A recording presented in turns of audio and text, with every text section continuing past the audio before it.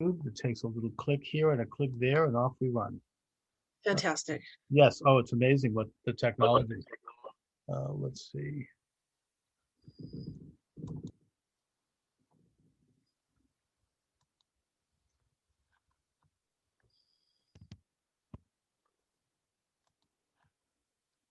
So how have you been? Oh, I guess we're live. Very good. Yeah. Well, we're just going live in about 3 seconds. There we go on YouTube. Thanks for joining me, everyone. Charles Moscowitz here, Monday through Friday, 12 noon to 1 p.m. and other times as well on YouTube and all of the subscribing platforms. And my guest is Susan Bradford. Susan is the author of Royal Blood Lies, the inside story of how the Rothschilds took over the British monarchy, purged royals, created puppet leaders, waged revolutions, corrupted morals and institutions, plundered wealth, created false realities, and pitted nations, societies, and peoples against each other in a ruthless, megalomaniacal quest for world domination. Susan, thanks for joining me. Thank you so much for having me. So, Susan, before we get started, just talk a little bit about yourself and your background, and so we can get an idea of how it is that you arrived at this thesis. Sure.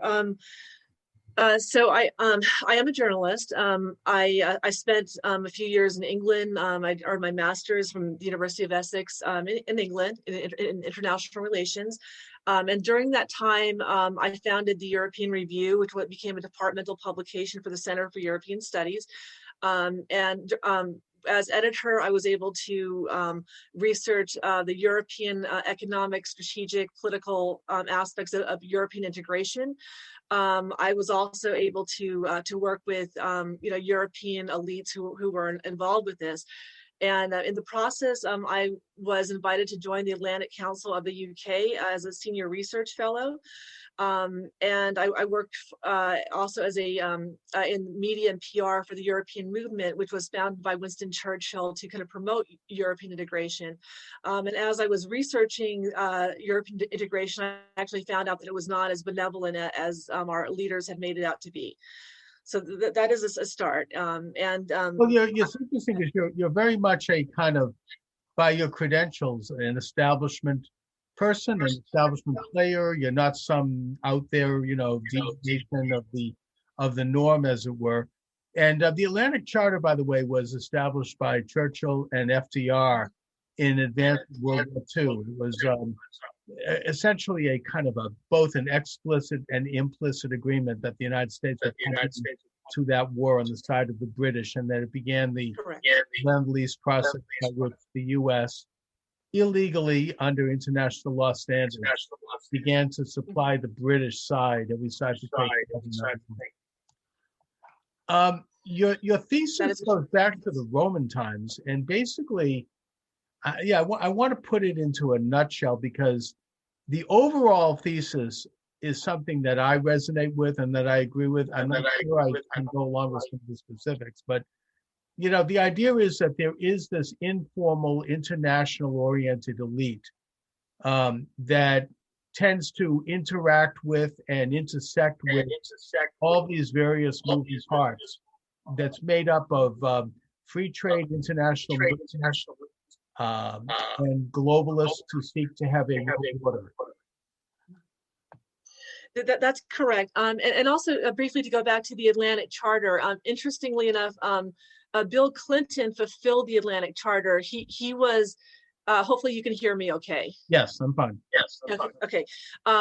He was the biological son of Winston Churchill and Pamela Harriman. So he was sent over to the United States as a child to fulfill the Atlantic Charter by generating enough wealth during his administration to actually to pay back what they had, what we had lent them in terms of, for military support and so forth. So Bill Clinton was one of their agents. But to go back to how this all got started, the roots are actually in the Roman Empire, which was the beginnings of Western civilization. And the time was, the chronology was set up through the Gregorian calendar with BC and AD, with BC being representing before Christ, AD representing Anno Domini, the year of our Lord. Mm-hmm. So Jesus Christ was the basis for the beginning of Western civilization. The early Roman emperors actually were initiated into the divine right to rule. So they were initiated into like the Judeo-Christian, thoughts and the secrets of that religion, and there an elite and sacred bloodline was also established. So this was going to be a Western civilization that was ordered under God, with the rulers, serving the people, investing in sciences and the arts, and expanding commerce that would benefit community at large and not just a private elite. Now, these rulers were challenged by the ancient Phoenicians, who were a very predatory mercenary a merchant force that they dominated the seas for many centuries. And part of their domination was attributed to their alliances with these nomadic forces that they partnered with, these like Mongolians, Khazarians, Turkish forces who were steeped in the occult. They also drew upon Asian logic, and which is also Aristotelian logic, that is rational thinking, completely stripped of morality, virtue, ethics, and which denies God's existence, because they wanted to be God. They didn't want to worship God. So their worldview was that of a tyrannical leader, which they'd like to, become. They'd like to aspire to become themselves, with the entire society ordered under them and working and moving in lockstep. So the elites working through the Venetians were attempting to usurp the divine right to rule. They collapsed the Roman Empire, which then divided between the Byzantine Empire and the Holy Roman Empire. The Byzantine Empire eventually fell to corruption, and these Venetians would then try to kind of insinuate themselves into positions of power. They made a beeline to governments and to areas of commerce. And since their own maritime force was crumbling under corruption, they sought to insinuate themselves into England, because England was a rising maritime power. It had established the East India Company, which was a very benevolent enterprise. It was set up under Queen Elizabeth I to accommodate the merchants of London who wanted to establish new markets in the American colonies and around the world. But once the Venetians entered into their they began to partner with the merchants of London through the East India Company. The East India Company then transformed into a force for imperialism. So they would kind of merge these mercenary forces that would conquer the areas in which they were doing business, eradicate the populations, strip those areas of their wealth, and then commandeer the land, the territory, the resources for themselves. So that was one of the original forces. And I could, if you'd like, I can go to different directions depending on which areas. Let's just go over a little bit what you have here. My understanding is that the whole concept of the emperor god, the divine right of kings, was really started by Julius Caesar and by particularly his nephew Augustus Octavius. Correct. Who actually called himself a son of God, or a king, a god king. Yes, he did. And that Christianity essentially abolished that idea, because Christianity, of course, said that Jesus was Christ as opposed to some earthly entity, and that the idea of the divine right of kings was then transferred to a kind of a more regulated thing under the Roman Catholic Church.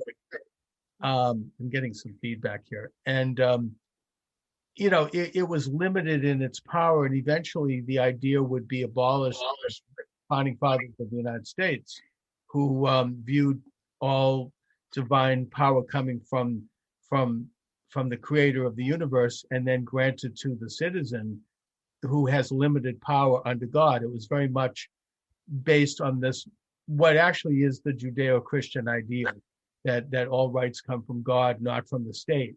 And that, the state then, the citizen under God then gives the state limited powers. Now, the other thing I want to ask about is the business of the Venetians. I mean, you say that they actually got off the ground during the Roman Empire period. I thought it was after the It, collapse of the Roman Empire. it, And it was yeah, it was more like during the Byzantine Empire and during that period. You're right. It was after the collapse. That's correct. and then you essentially link them as international merchants who were trading in the East with the Silk Road and who were trading, throughout the Mediterranean and possibly the Atlantic and other city-states too, not just the Venetians, the Genoese, the Pisans. I mean, there were others as well. And then in the Baltic Sea, you had the Hanseatic League, which was also engaging in trade, and they developed a concept of credit and insurance and how to, insure shipments properly. It was actually the Venetians that first invented paper currency. And I think that they possibly learned it from the early Islamists. But you feel that this development was then transferred to England once Venice began to decline, and that they took over the East India Company, which became an international trading company that was involved with the resurrection of slavery, and then eventually, once they started to abolish slavery, they got into the drug dealing and the opium trades. Am I onto that, or? You are, and also just to kind of respond to what you said earlier about the divine right to kings. Now, Jesus actually established the divine right to kings. That's a topic for a different book, but that was established by Jesus, and that the person was not to deny the individual of their the rights or God-given rights. In fact, the king, the divine right to kings acknowledged that the people had those rights given to them by God, and they sought to protect them. Now, the Vatican sought to usurp the divine right to rule and to claim that authority for itself, and that's where some of the the conflict came between the Protestants and the Vatican. But what you've said about the Venetians is correct. I believe that the Rothschilds were, I could only go so far back within into their lineage, but they were able to acquire access to the East India Company through Prince William IX, who was a prince of Hanover. King George was also an electorate to Hanover, and so through by financing the Prince of Germany, of what would later become Germany, he was able to work with Oppenheimer Bank and then acquire business with the East India Company. The East India Company had been chartered by the monarchy, and so he was therefore able to acquire business with the British King himself, and then through these different relationships with the Venetians, they began to stir up conflict and skirmishes between both sides, between the monarchy and then the colonies, in order to kind of separate the British monarchy from its colonies, to weaken both economically, as for the purposes of dividing and conquering them both. Okay, so the book is Royal Blood Lies, and my guest is the author, Susan Bradford. Susan, I think that the Rothschilds were one of the many big private banking families. Yes, they were. Developed, and it goes even before that. We could go back to the Fugers, who were a Catholic family in Bavaria, and other similar families. A lot of them were Italian families, maybe connected to the Venetians. Yes, they were. And they developed these private merchant banking houses, which are still around and which are secretive and which do lend money to princes and governments, and then have been linked to war as a way to collect debt. There's a lot that's been written about their various involvements that led to World War I. But I have to tell you, I think that a lot of this stuff is secret. You seem to have information on it. I'm not discounting it. It's fascinating. It's well-meaning, but I find that a lot of the things we're talking about, they really are secret, and we can't know for sure. And it seems to me that with regard to the Rothschild family, you might be a bit involved in some overreach. I mean, you link them to controlling both the communist revolution. You say that Adolf Hitler was a grandson of the Rothschilds, and he was controlled by the Rothschilds. the British, they controlled everything. China, the United States. Yes, they I did. find that to be a little bit, to be, with due respect, a bit of a stretch. I think that, maybe I'm being a normie here, going on conventional wisdom. All right, I'll grant you. But it seems to me that the Rothschild family lost influence as a result. Their pinnacle of power was in the early 19th century. And then they really eventually lost influence during World War II because the Viennese branch of the family had all their property confiscated and they were driven out of the country.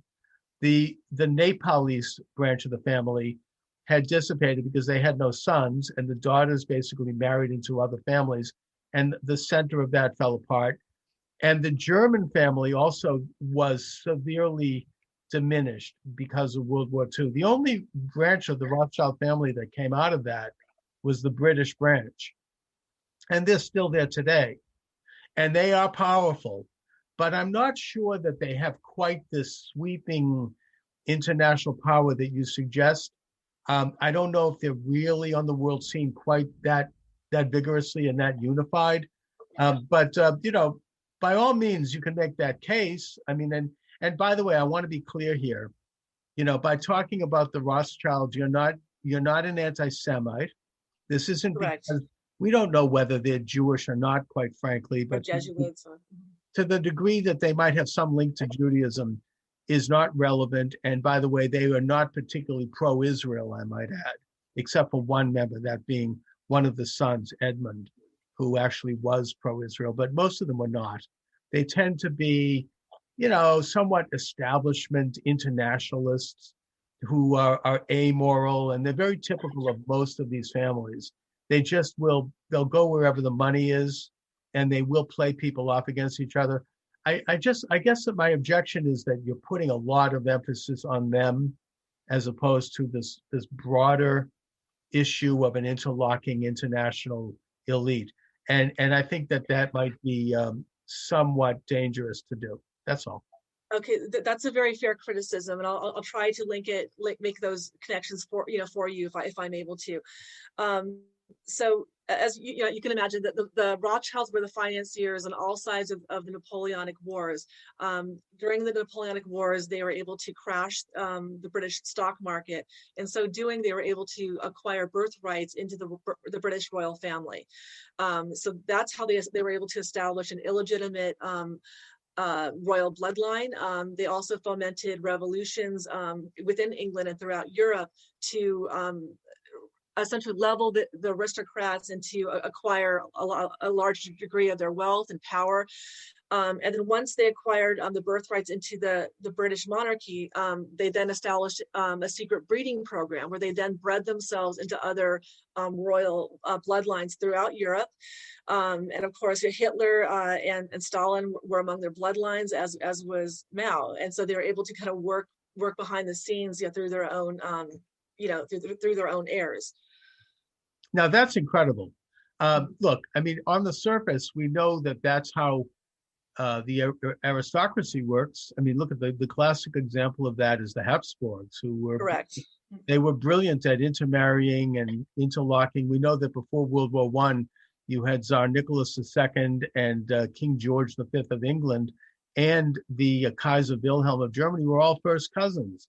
And so you had this kind of ongoing interlocking, intermarrying European royalty that probably goes all the way back to the days of the Merovingians. And there's a lot on that.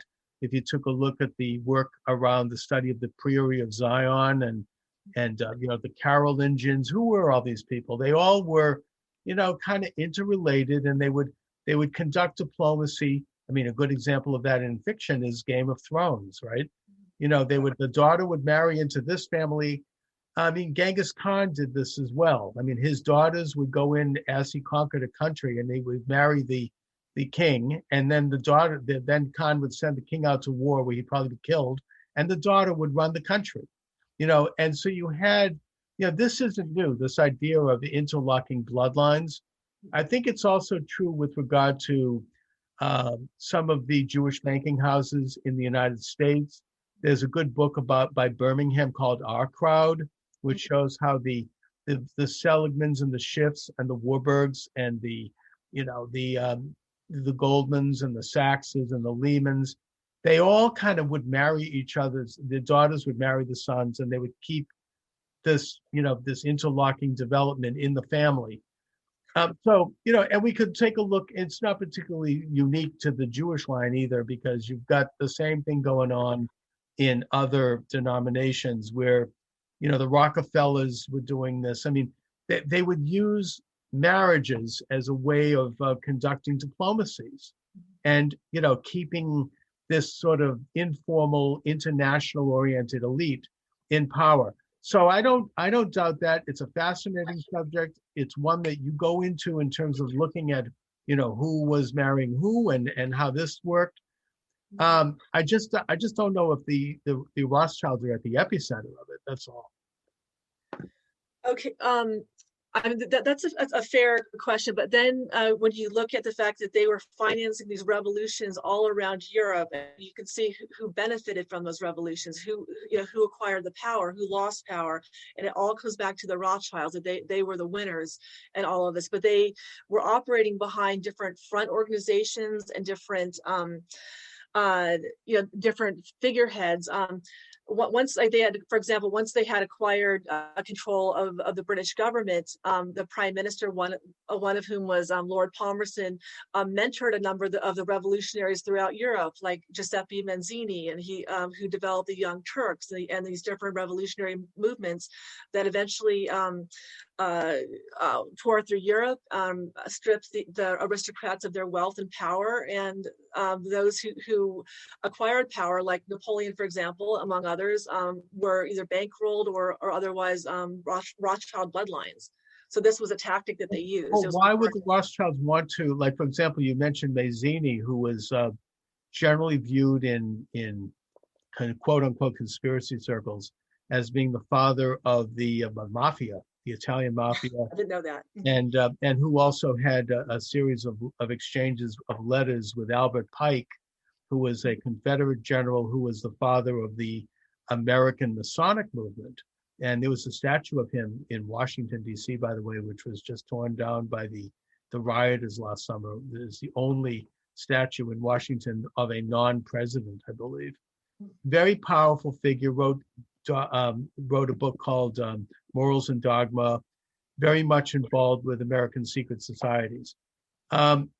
Fascinating history, but yet, and also there's a connection between Mazzini and other early Italian communists like Bruno and Buonarroti and others, and the fomentation of Russian communist groups like the Noralia Zemlya, and the early, the kind of the genesis of the eventually the Bolsheviks. But I guess why would they want to be fomenting, anti, aristocratic movements when in fact they themselves were aristocrats and they had all of these bloodlines through marriage with other aristocrats? Why wouldn't they be overthrowing themselves? That's a good question. Their wider agenda was to reestablish the Roman Empire with themselves at the pinnacle of that empire, and that was the basis of the European Union. And they also wanted to reestablish the old Venetian trading routes, which have morphed into like the Silk Road. But I think what the Rothschilds were not born into wealth. I mean, the later generations were. The patriarch was actually fairly poor. And they wanted to usurp the aristocrats, because many of them were Christians. They believed in the divine right to rule, and they were pushing the rational enlightenment, which was to remove God from society altogether. They wanted to be in a position where nobody could challenge them. So in order for them to do that, they would need to target those aristocrats who are not affiliated with them. So they would foment grievances, identifying a group that had privilege. The masses would rise up, or they would subsidize, different radical groups to target those people. Those people might wind up either possibly set up for assassination attempts, but they would lose their property, which would then wind up in the hands of the Rothschilds or their affiliated groups, and the people would not have benefited one iota. So it was more of a tactic to benefit themselves at the expense of other people. And generally they were untouched. And, if I think sometimes a few of them were, of their bloodlines were sacrificed, in the process. But as a whole, their dynasty, was emerging as the sole power of the world. Now, did these families, and again, I'm not putting it strictly under the rubric of the Rothschilds. I think that it's a network of people. It is, correct. Did they play any role in the American Revolution? And if so, what was it? Yes, they did. That's a good question. So originally, the colonies had a very a positive and a prosperous relationship with the British Crown, and there was really very little reason for them to rebel. So the Venetians, who were conducting trade with the colonies, enlisted a few individuals whom they tapped to be leaders of the revolution, including, for example, Ben Franklin, who recruited Thomas Paine to come to the United States, or to the colonies, to promote propaganda that would incite revolution. So this was a foreigner, who was coming into the United States, and the revolution was not based on any specific grievances, but rather revolution for the sake of it. And they were challenging the divine right to rule. And again, the reason for that is that if there was a divine right to rule, that would necessarily mean that the Rothschilds or these Venetians could not rule, could not hold that position. So they determined that the divine right to rule was irrational, it was superstitious, and pursued like a rational self-interest that pursued power and wealth for its own sake, without any public virtue. So they were, the Rothschilds and these networks were financing the Hessian armies, from Germany, that was connected to Rothschild through Prince William. Right. The Venetian merchants had lent their own navy seamen to the British, and the Rothschilds had also bankrolled the colonists. So they were really controlling all sides of that revolution to kind of separate the two. Well, I mean, I get the fact that the Hessians were employed by the British, but and the British essentially launched one of the largest invasions in world history up until that point, when they landed on the American colonies. But the Ben Franklin and the American colonists, I think, were against that. I mean, I think that Franklin has spent many years in Britain observing very positive scientific developments there, how to build, hydropower and windmills, and how to develop industry. And he also and he brought that knowledge back to the Americans, and the British tried to stop that from happening in the colonies. That was they stopped. They took away the money, the scrip, and they replaced it with Bank of England notes, creating a depression. And there were other measures they were taking that essentially were trying to keep the colonies almost as pastoral, like fiefs that the British East India Company could exploit through the triangle trade. They forced the colonies to accept slavery. And I think that all those factors led to the American Revolution, which I think was an organic development. I don't think it was something that was hatched by a bunch of bankers. Not to say that they might not have tried to inject and play a role. There certainly were a few of those. But I think that the Rothschilds, or the international banking establishment, did begin to show its hand, I think, during the Civil War. And I think they may have helped foment that war. I think Lincoln rejected their overtures to fund him. Instead, he created, greenbacks. And he said, we don't need to go to borrow money from these cartels of bankers at huge exorbitant interest. We can just create our money ourselves by having Congress issue currency. And I think that might have played a role in why he was assassinated. These are all theories that are out there. Who knows?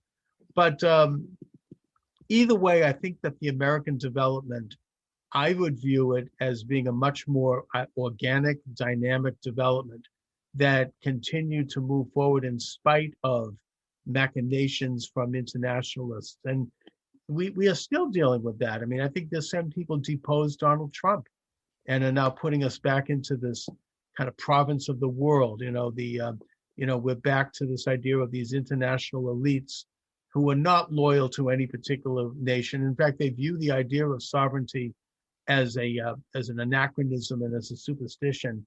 They are into this kind of international order, and they're also into what historian Charles Austin Beard referred to as perpetual war for perpetual peace. We're already seeing that now.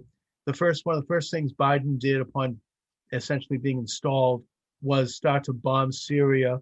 Now they're raising the saber at other countries. We're back to the same policy that we've been embroiled in since World War I, which is constant war that bleeds our sovereignty, that demoralizes our society, and that kills our young men and women. Correct. Everything you've said is correct. I would, however, disagree with your interpretation of the American Revolution. Thomas Paine had remarked at the time that there was very little interest among the colonists or the British monarchy for war. They wanted to reconcile, and the Rothschilds were actually trying to prevent the colonists from moving westward because they wanted to tap all the natural resources. They were weaponizing the Indians to prevent that from happening. Right. And actually the Indians were later corralled onto Indian reservations and then organized into corporations, like federally recognized Indian tribes, so that the Rothschilds could establish taxpayer-supported markets and mine for natural resources and oil beyond the purview of the federal government. So they were able to actually project socialism into the United States through the back door of the Indian tribes. But if you actually research what the colonists had written about the American Revolution and the diplomacy between both sides, you'll see that they did not want war. In fact, they were making every effort to restore peace, but these revolutionaries continue to instigate, actually driving them apart. So I think that you make the point that most Americans did not want to have war, and that there were patriots. I would suggest people like Adams and Washington and Jefferson and Hamilton, who did want to see the United States become a sovereign nation. I don't see anything particularly sinister about that. Now, with regard to the Indian reservations, that's interesting. The Indian reservation system wasn't really established until Ulysses Grant, but there was an interesting comment that it makes me think when you talk about this, made by Russell Means, who was a major Native American leader, and who was involved in the Wounded Knee incident in 1973. And he was testifying before Congress, and he said, if you want to see an example of the failures of socialism, look no further than the Indian reservation. These were created as kind of like dependent states. It was a social experiment. They were, it was also a bit of a eugenic experiment in that their children were taken off the reservation, and they were forced to assimilate and all of that. So it's not a good history there, and I think you make a point. Now, whether or not the Rothschilds had a hand in it, I don't, I'd have to see more evidence of that. But the point is, I think it is fair to say that it had the markings of an internationalist, amoral social experiment. It had, with its atheism, with its lack of, respect for nation states and sovereignty and all of that. Let's bring things up to World War II, because these are pretty serious charges. You claim that Adolf Hitler was the grandson of the Rothschilds, and would that not therefore make him a Jew? And why would they be involved with the anti-Semitic machinations of the Holocaust, killing 6 million Jews? That's a good question. Remember that one of their tactics is to bring in a foreigner to destroy the country from within. So we have Kamala Harris.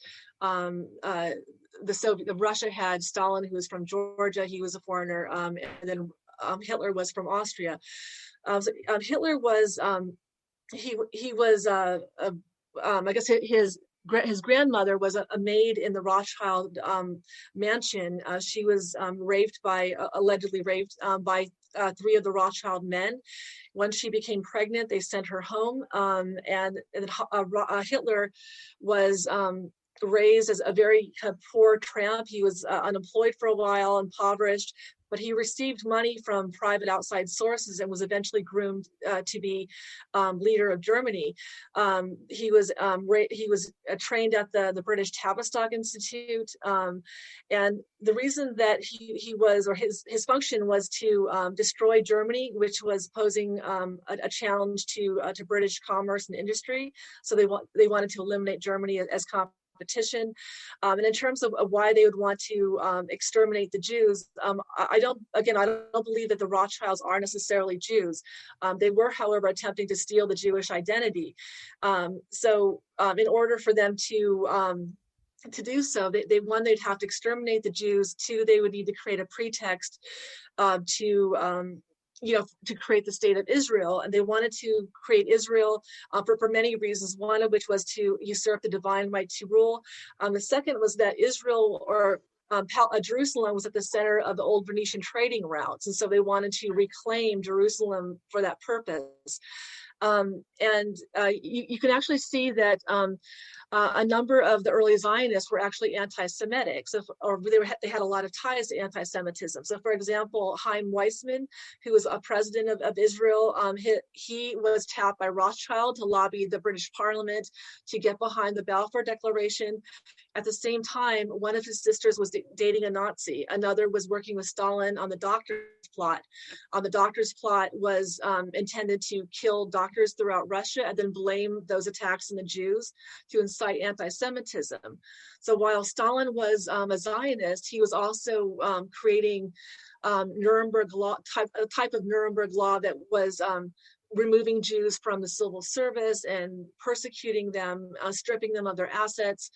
Hitler was doing the same in Germany. So it was that, while they were rabid Zionists, they were also very much anti-Semitic. And I believe that a lot of Jews in America were aware of this kind of anti-Semitic Zionist agenda. I think it was or before World War II that a number of prominent Jews signed a letter which was submitted to the New York Times, that was pleading with the federal government not to recognize Israel, and they were actually very much opposed to Zionism. Okay. So I think, I don't think Zionism, I don't think it's pro-Jewish. Well, first of all, Susan, a lot of this is really wild conspiracy speculation. I don't have a problem with it because you're not documented.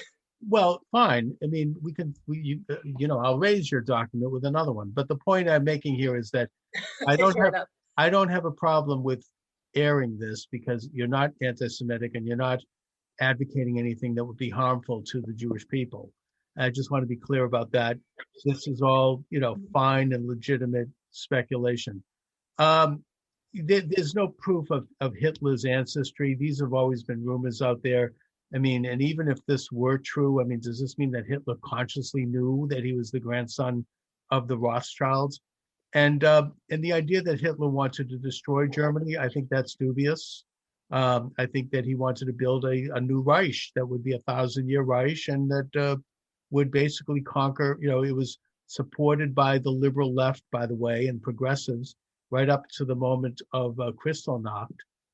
And, it was seen as a socialistic movement. I think Hitler started out as a communist. I actually wrote a book about this myself called Was Hitler a Leftist? And I have some pretty good documentation there.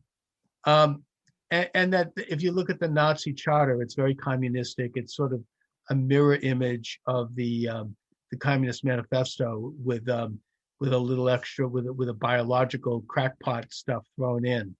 And that, that in itself goes back to I would suggest the Illuminati of Adam Weishaupt, which was actually a Catholic-oriented movement that yet sought to overthrow the Vatican and all clerics and rulers in the world. And that's standard history in Europe. And by the way, you have an interesting little footnote there about the Spartacist League as being named after Spartacus Weishaupt, which was, of course, the Bolshevik movement of Germany that sought to overthrow Germany right after World War I. So there's a lot going on here that, I think that as someone who myself has studied these various conspiracy strains over a long period of time, I always want to be careful because ultimately we're talking again about things that we can't really know about because by nature they are secret.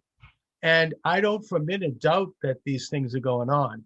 But I think that we have to be careful when we start to bore in and talk about specifics and specific people.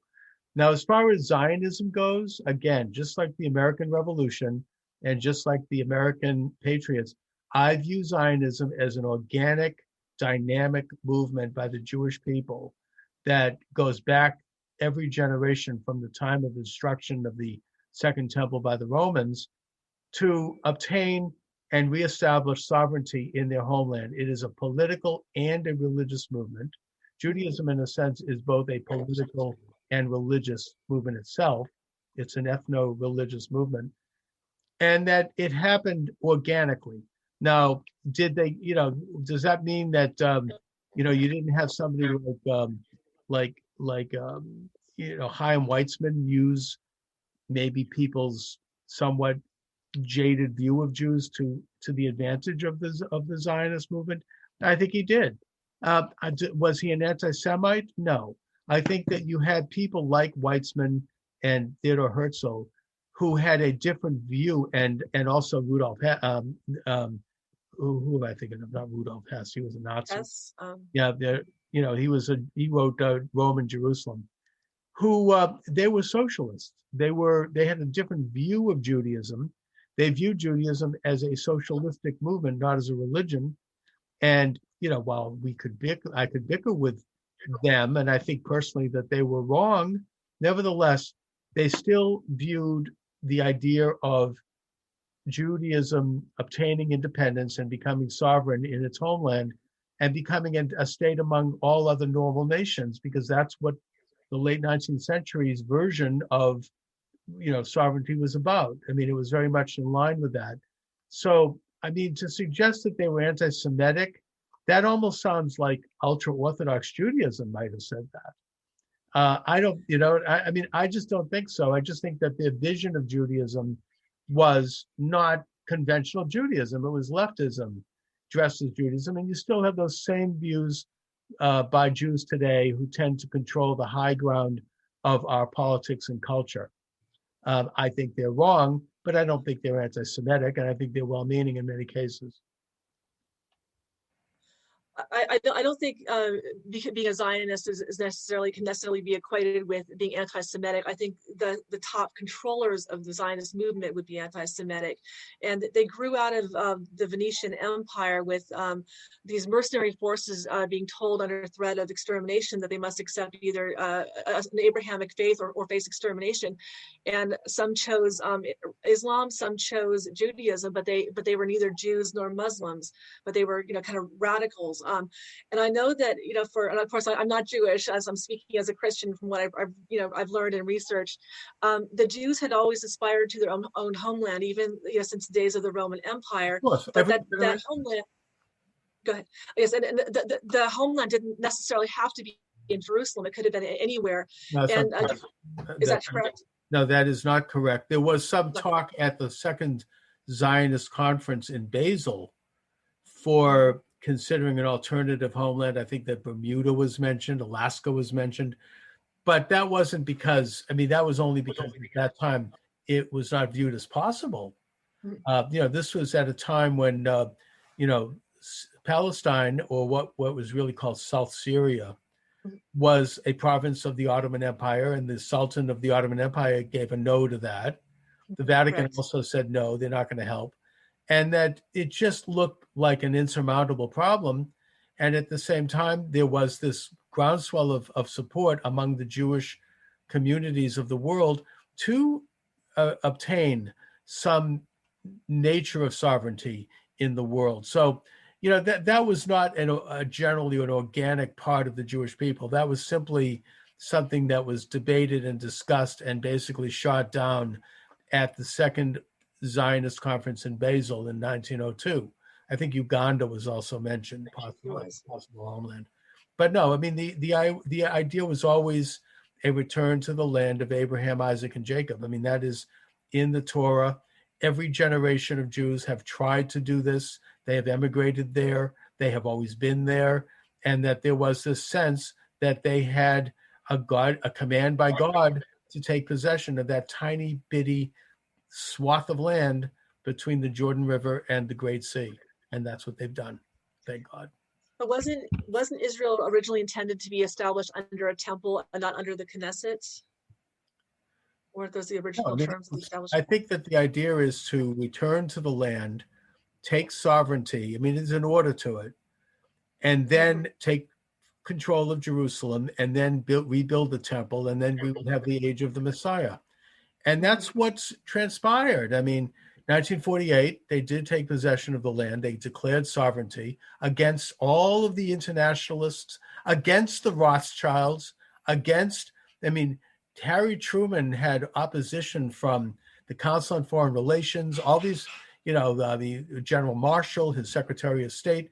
They were all like, don't do this because we're going to lose business with the Arab countries. We're merchants. We want to have oil. We want to have all these, Palestine, they have nothing. But he stepped forward and did it, almost like the Emperor Cyrus. And they were able to obtain sovereignty and get it recognized. 1967, they took sovereignty over Jerusalem. Now the next step is rebuilding the temple. Now, I'm not weighing in on that.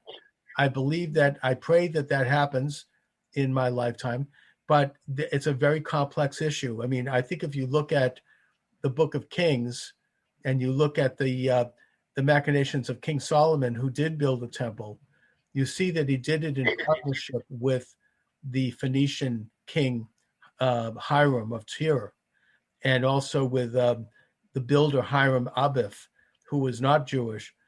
And that leads me to think, and again, I'm not a rabbi here, I'm just speculating, that if the temple is ever to be rebuilt, it's going to have to be done with equal and combined efforts between Jews and Muslims. It can't just be done by the Jews, and it can't just be done by the state of Israel.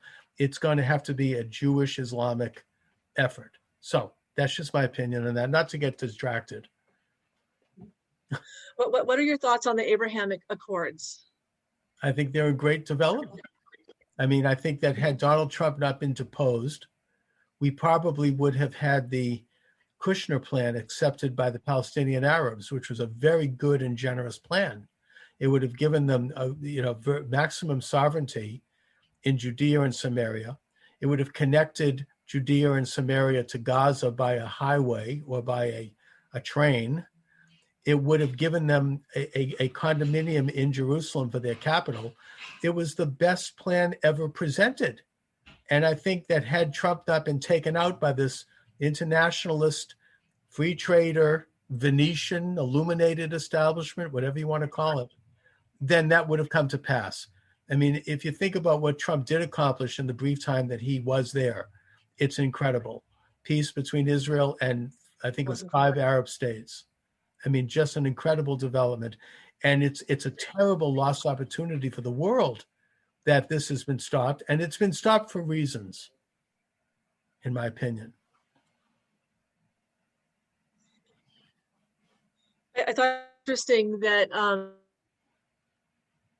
Child is working with the Vatican inclusive capitalism with Klaus Schwab as the head of the World Economic Forum. So you have, the Rothschilds working with the Vatican, to promote this Green New Deal and the Great Reset. Yes, it is. It's very much anti-Semitic, and it's Oh, it's anti-nationalist, it's anti-Semitic, it's anti-Christian. I mean, the Vatican seems to me, I don't know what's going on the inside of there, but I mean, they don't seem to be themselves. I mean, they seem to have lost some of their moral compass recently, particularly under this particular Pope, who I think is a very suspect character. I also think that the Great Reset has everything to do with the present regime, and it's manifesting itself now because now that you have the states are reasserting their sovereign right to regulate elections and ensure that there's not suppression by fraud, you have all these international corporations marching in and saying, no, you can't do that. You have to keep these methodologies in place that will allow perpetuation of fraud. You're not going to have another free election. You're not going to have a means to actually check one man, one vote. It's going to be this perpetual system where we control. And then if you disagree with us, we're going to claim that you have something against, in this case, African Americans, but it could be any group that they name. And, they're also implementing, I think, as part of the Great Reset, this race theory, which is very Nazi-like, very much a eugenics movement, where, for example, here in Boston, it's just been revealed that Brigham and Women's Hospital is going to treat people based upon their race. If you're not the right race, you better get in the back of the line. This is eugenics. I mean, this is a neo-Nazi development, in my opinion. I mean, I hope I'm not kicked off YouTube for saying that, but I'm talking about things that are in the news right now, and I am analyzing those things. That's the world we're living in right now. I mean, I'm publishing short books right now. One of my most recent is Toward Fascist America. And I get into why I think this is happening. I think it has everything to do with the Great Reset. And Susan, I think you're basically, in the broad sense, your thesis is correct. I don't agree with some of the particulars, but in the general sense, you are describing this internationalist, globalist, top 1%, free trade, interlocking entity that controls all aspects of our political, economic, and cultural life, even our religions. And, they've been around since Roman times. I think you make a very good point on that. We can't know the particulars of it because they are secretive.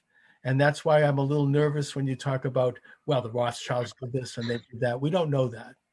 But we do know that the general method here and the message you have is really, really right on. Well, thank you very much for that. And I'd like to point out also that these the corporations who are dictating the terms of the election, these are the outgrowth of the old East India Company. They were controlled by the Rockefellers and the Rothschilds through interlocking boards of directors. And it was their money that was poured into the government to control our elected officials. And in turn, they had become very wealthy by, based upon the money they were able to extract from the government. So you're looking at the same kind of forces at work. Absolutely. Now, Susan, I can't really do the show for more than an hour, or else I can't download it into Rumble and Minds and all these other venues. So I'm going to do a series with you. This is a very important topic. You've written a lot of very interesting books. I want to thank you for joining me today, Susan Bradford. Please where they can get your books and how they can get more information about you. Absolutely. Okay, you're kind of breaking up on me, but I'll wait and see if we can clear that.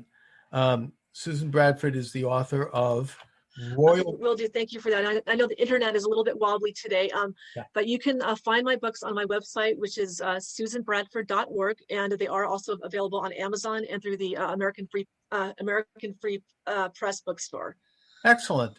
All right, Susan Bradford, listen, I really appreciate you joining me today. I'd like to do it again, and we should go over all of your books. They're excellent, and thank you for doing what you do. Thank you so much. Thank you for having me. Look forward to speaking with you soon. All right, Susan, thank you. Thank you. All right, thanks a lot, Susan, and it should be live on YouTube shortly. It is live on YouTube. Thank you.